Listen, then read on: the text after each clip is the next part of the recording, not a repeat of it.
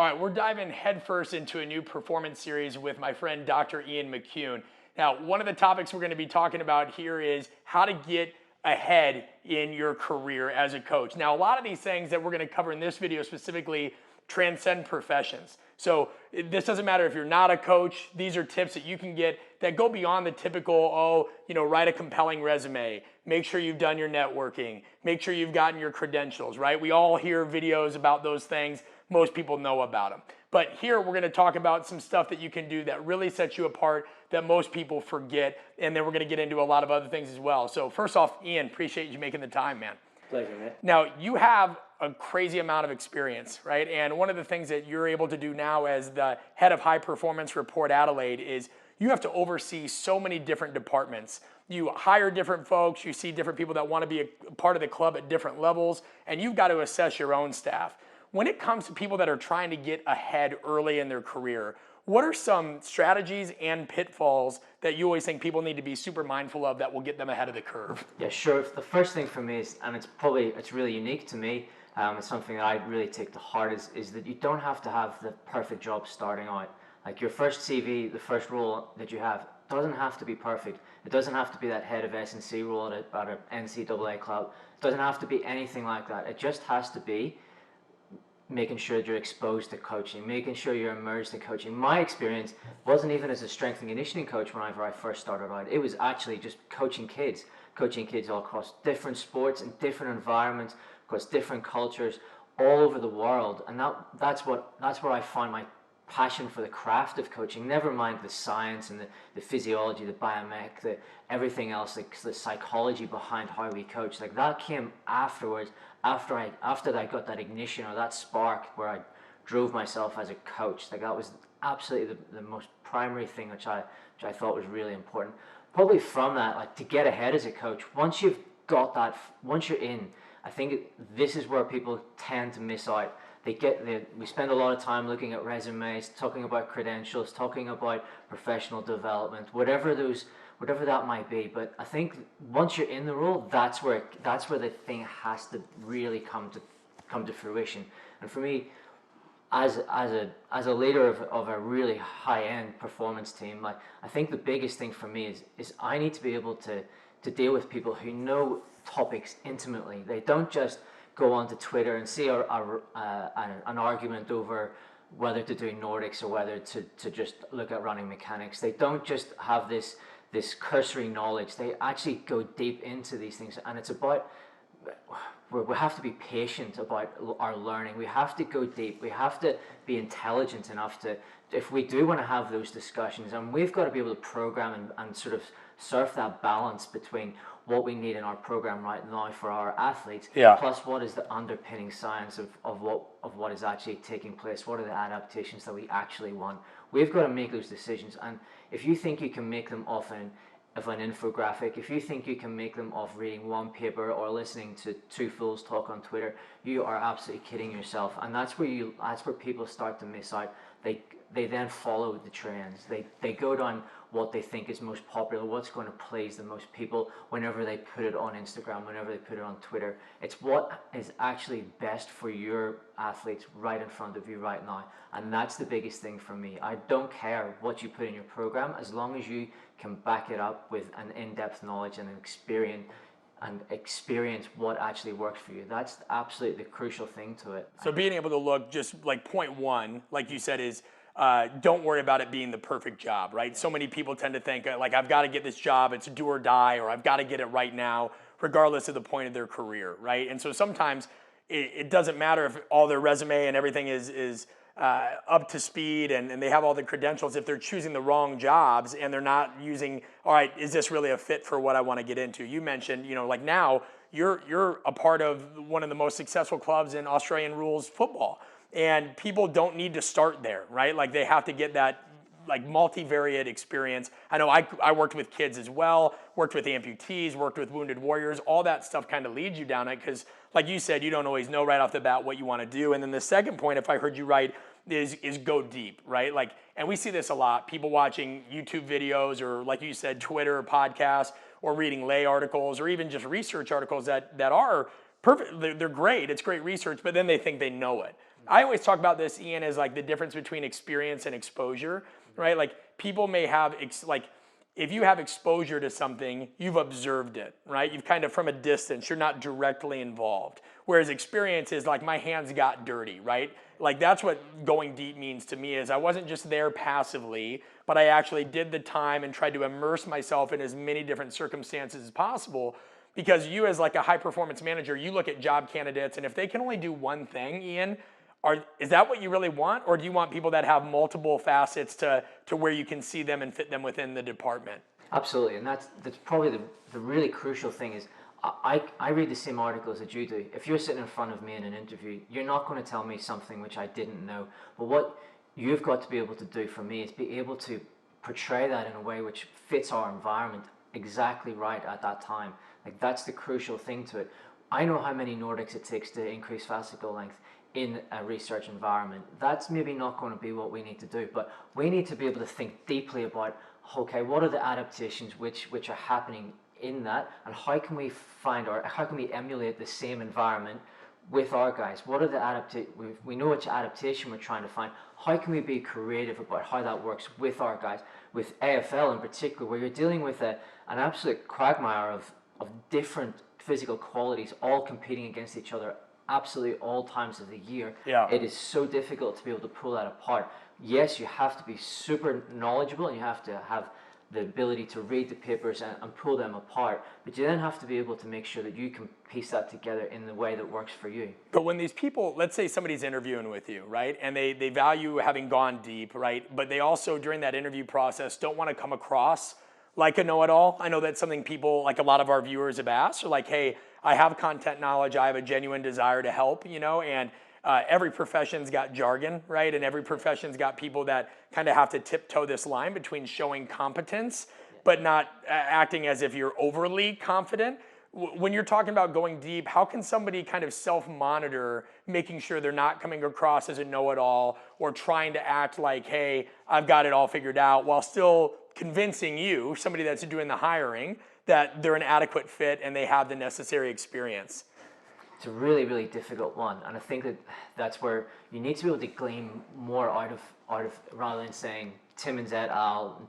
2018 referencing an article. You have to be able to go more into that and say, look, this is what they've said, and on my interpretation of that for my example that I'm trying to explain to you in my job interview, we took that and we took the idea of it, and it didn't quite fit for me, but I understood what we were trying to get. We tried it and we were able to test and retest and sort of it kind of worked. We don't know if it does. If you're coming in and telling me this is exactly how it is, speaking in absolutes, that's the first way for me to switch off with you. So it's not necessarily about just how, obviously part of it's how you carry yourself verbally and non-verbally, but just making sure that you understand, like, again, have some self-awareness, know how you're coming across. Like you can sound informed without making sure that like, hey, these are just some things that I have taken from my experiences, right? And I've been fortunate to have them, but this is what I find, right? Making it sure they know that you're comfortable with the gray area, but only after having dove deep. Because that is tricky. It's tricky, right? Like you're trying to convince somebody, if I'm applying, I'm trying to convince you, hey, I'm the right person for the job. But at the same time, I'm also trying to make sure like, I'm not saying I'm better than anybody else, I'm just the right fit. Now, I think that is what's important to me, is like saying like, hey, this isn't a competition for the job necessarily as much as it is the job right here, right? This is more about fit than it is you trying to prove you're better than. And I think that's something where people get mistaken and they come in and try to like convince somebody I'm better than any candidate. I'll do it for less money. I'll do it for this. I'll do it for whatever. No.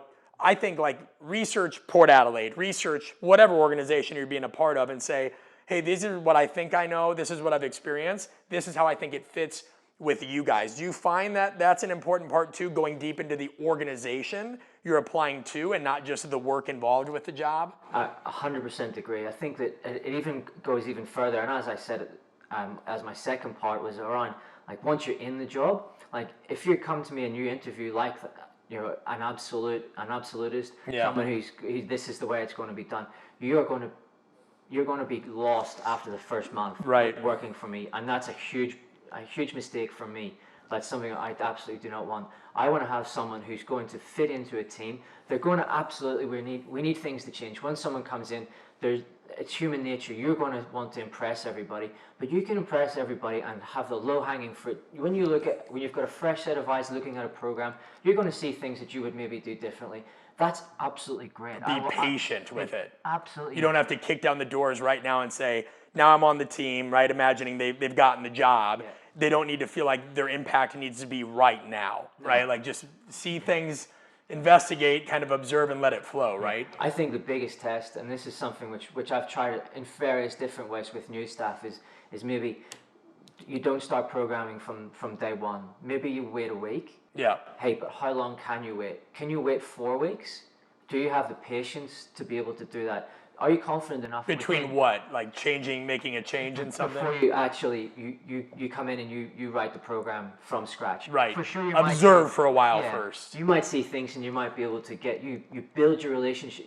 I can't coach for Brett Bartholomew without actually spending some time with him. Right. You might be a number on a page for me, and I'm going to give. And for massive companies, that's how that is, right? Like a lot of people that go into corporate America or corporations worldwide, they think, all right, now I'm going to change the game, or I've got to make sure and make my presence felt. So what you're saying is, aside from not being caught up in the perfect job right now and making sure that you go deep in different avenues, just be patient, understand the culture you're a part of, and make sure that, like, because so many people, you're right, like Ian, like people will get a job and now it's like, all right, now I'm going to take over. And I know I was like that. I always thought, if I got a new gig, I'm going to change everything. I'm going to kick down the doors.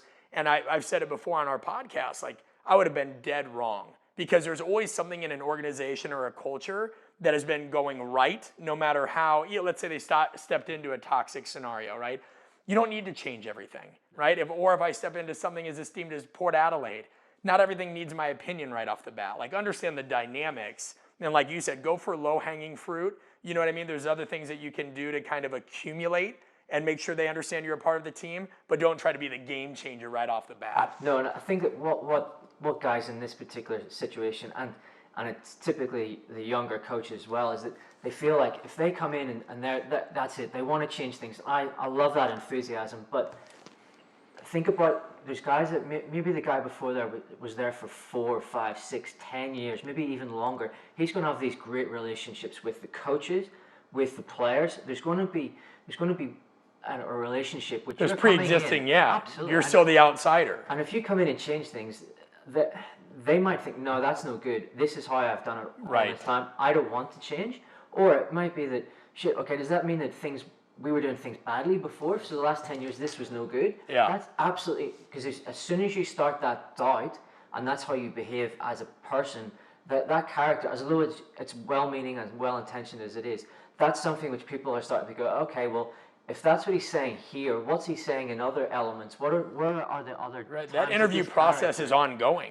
Even if you've gotten the job, because our first two kind of talked about getting the job, right? Like making sure that you're not like you're casting a spotlight on too narrow of a thing, right? And then making sure that you make your presence felt. But like now, once we have the job, how do we understand that, like, okay, just because I've got it, don't get lulled into a full sense of security. Because I know I've done that. I've hired people, and they seemed like a great fit at the time. And I think I'm a pretty good judge of character, but I've also been proven wrong. And then later on, it's almost like that person immediately got comfortable. And then there was a lack of professionalism, or there was some sense of entitlement. I mean, 2 weeks on the job and they're asking for a raise, right? Or like they just took over a youth program and now they want to coach the pros. Anything, every situation. My wife's in real estate, as you know, and every situation has its, like I just got certified, like now I should sell houses. Well, no, that apprenticeship phase is ongoing, even for people like you, right, Ian? Like you still feel like you've got to be qualified for the job on a daily basis. Yeah, and it's being able to be fast enough and in a hurry to get better, but it's to get better at a deeper level rather than getting better isn't reflection on the next job that I get. It's not about that. It's about being able to do what I do really, really well. Yeah. And whatever challenge is thrown at me, being able to keep on moving with that and keep on.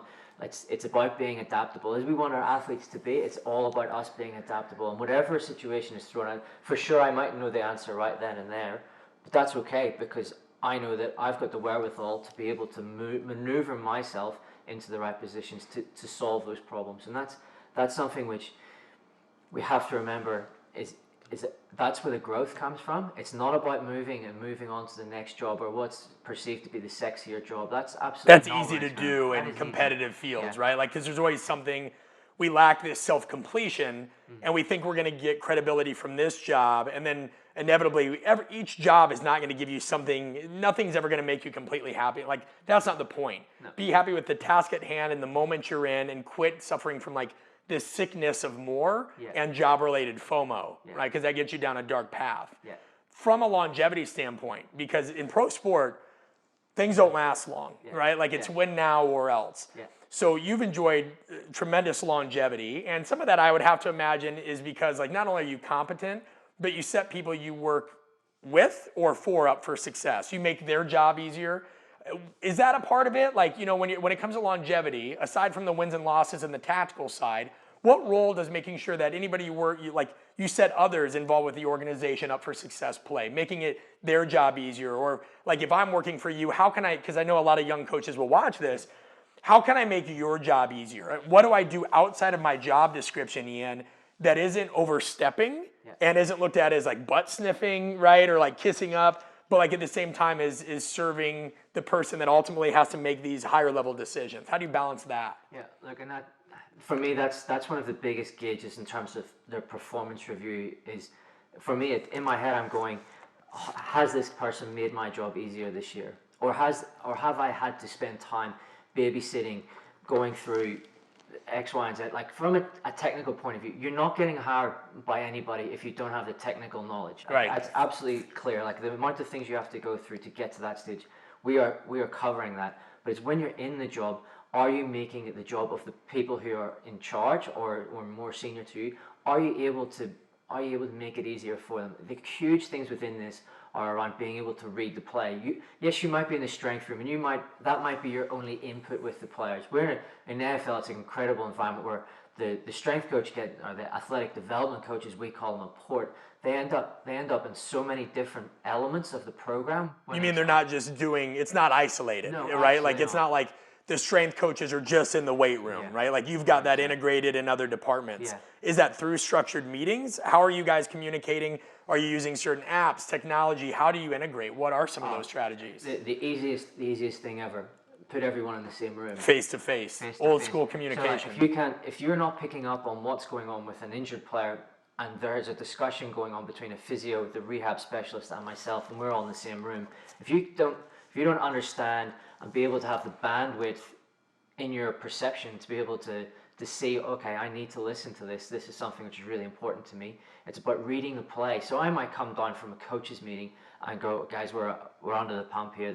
I need to have this guy ready, this guy ready. And if you're completely oblivious to that because you don't think it's part of your job description, it's every single one of the performance team's job to make sure that these players are healthy, that they're in the optimal position they can be come game day. Like, that is absolutely crucial, and it's about making sure that you can read the play. And when you say read the play, just for anybody that's watching that's unclear, right? They're trying to add more value. They don't have a great working relationship with their boss.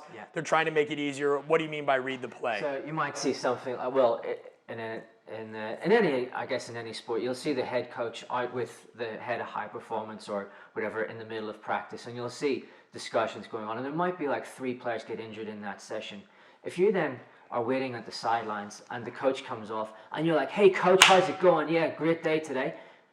You've completely misread the room. And you're on the fast track to getting kicked. Right. It's clearly all about you because you're worried about how you're perceived, all that. You're not taking a moment to, like we said, survey it, right? And that's that's one of the biggest things I talked about in my valued course is, like, whether you're trying to get the job, advance within the job, or secure your future, like, you have to have a really good foothold on where am I at now, what's the appropriate step, and like, how do I make sure that I handle that? Because like people, and there's an old book, right, called Make the Big Time Where You Are. And it's a good book, right? Like, guy's a classic coach, little cheesy in terms of the dated messaging, and I'll get people mad at me for that. But the point is there's truth in that. Like, make the big time where you are in terms of your responsibilities, but also understanding that if something's important to somebody and they've misread a certain emotion or whatever, no matter how you feel about that, understand what's significant to the club, the player, the bigger picture view of those things, and be cognizant, right? Because if you're suggesting things like you mentioned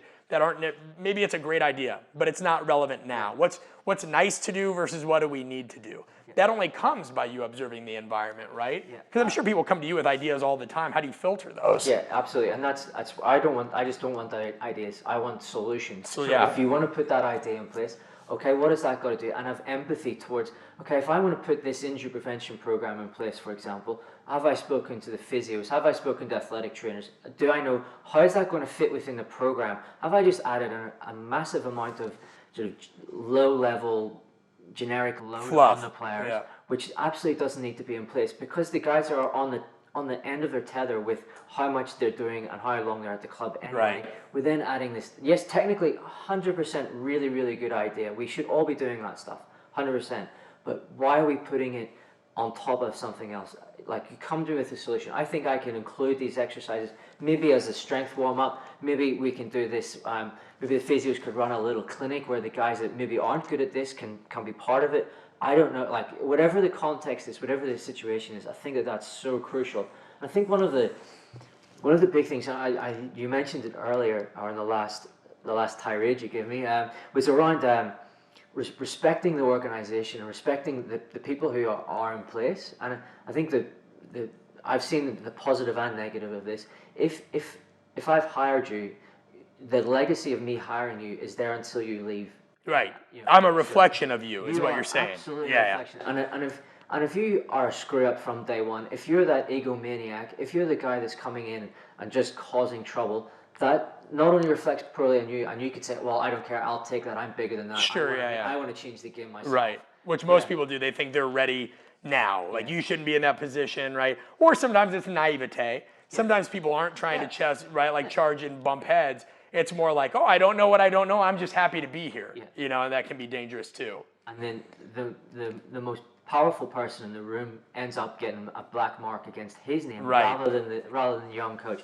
And that's crucial, because if you want to stay ahead of the game, I'm the one who's giving you references for your next job. You can guarantee it. You know, I'm the one who's going to help you out with those roles that are coming up. I'm going to be the one who's going to go that extra mile for you in terms of your professional development, give you that bit of difficult feedback. If I don't think you're worth it, one, you're going to be on your way out at the end of the contract, and two, I'm not going to be able to help you throughout the week, because we're just too busy. We have too many other people who really deserve our time and are worth it, and we just can't compete with that. Now, those pieces, again, you know, not looking for the perfect job, making sure you go deep in multiple avenues.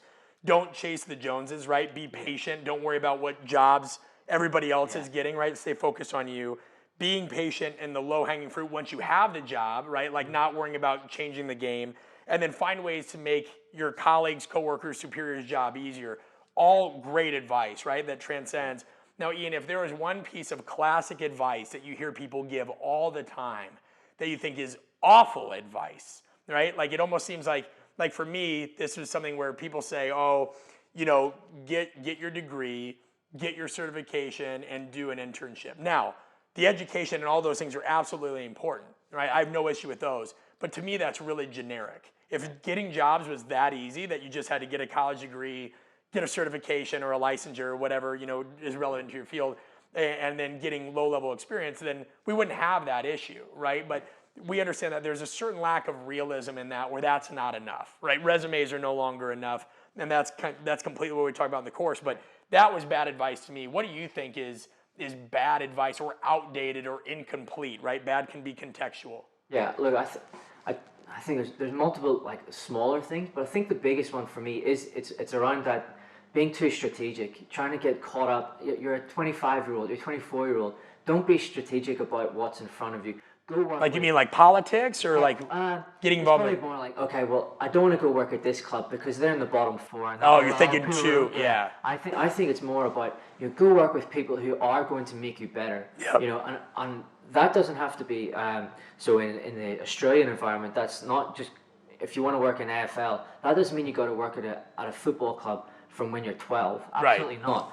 I'll actually look more favorably on people who have worked across sports, across organizations, worked in the government setup, worked in the sports institute setup, so like the USOC type equivalent, where you're in such a bureaucratic world. but you still have to coach your ass off every day. Sure. So like there's really good things which you get from that. And I'm a product of the Australian Institute of Sport, so I am slightly biased towards having that infrastructure behind you and having that nursery or that growth. Yeah, it's just a wide. Yeah, it's why it's like the CEO that still knows how to mop the floors because he was in the mailroom, he or she, right? Like it's just continuing to make sure. I say this all the time. You whine about early specialization. So many coaches do, right? Like with athletes, and they don't realize that they're doing it in their own careers, right? In their own careers, they're like, I want to work in pro sport. I want to work in this country. I want to work with that.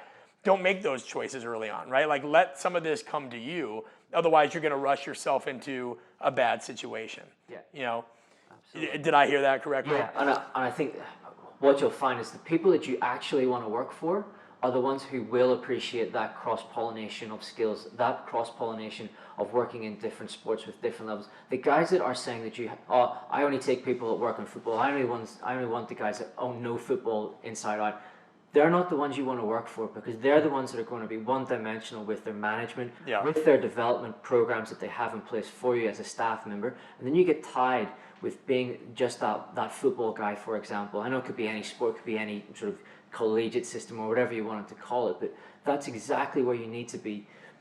You need to understand, and probably this is a bit like being patient. Sure. If someone comes to you and they say, no, well, you have to be this guy and this is the only way you're allowed to be, well, I'm sorry, but that's not the sort of person that I want to work for. Yeah. And it might be at a real, it might be a little bit more money, it might be at a sexy D1 college or something, but does that really, in the long term, is that something which is going to make your career go forward? Yeah. And because if your career is not going forward, if you're a bad person, if you're stuck in a hole having to do way too many hours, not get any development in, not be able to have some time to be self-aware and self-reflect, you are not going anywhere. Yeah. And it doesn't matter what club you're at. Yeah, I think it reinforces, at the end of the day, when it comes to getting the job or advancing within it, it comes down to a combination of patience, pragmatism, and people skills. And guys, that's one thing I'd encourage you to do. Again, you have to think about what is everybody else doing that you're competing against. A lot of them are trying to grease the palms of somebody else, right, through networking. A lot of them are doing the resumes. So many of them are saying, hey, I'm the right reason. It's me, me, me. Make it about the organization. Make it about wide-ranging experience, and make sure you do your deep diving in regards to like how you can help the organization, but over the long term, not this quick hit, what's in it for me now, and find different ways to communicate it. Ian, I can't thank you enough. Like these kind of details mixed with everything else we have on artofcoaching.com is huge. These are the things, and you're in the position that a lot of these people strive to be in, right? If you guys are watching and you're not a strength coach, essentially his job is to be the CEO of a major sporting organization and make these decisions. So draw whatever parallels you guys want to, and make sure you check below for the link of our course, Valued. It goes way more in depth on a lot of these things, and Ian's tips only complement everything else. Ian, until the next video, man, appreciate you. No, my pleasure. Yep.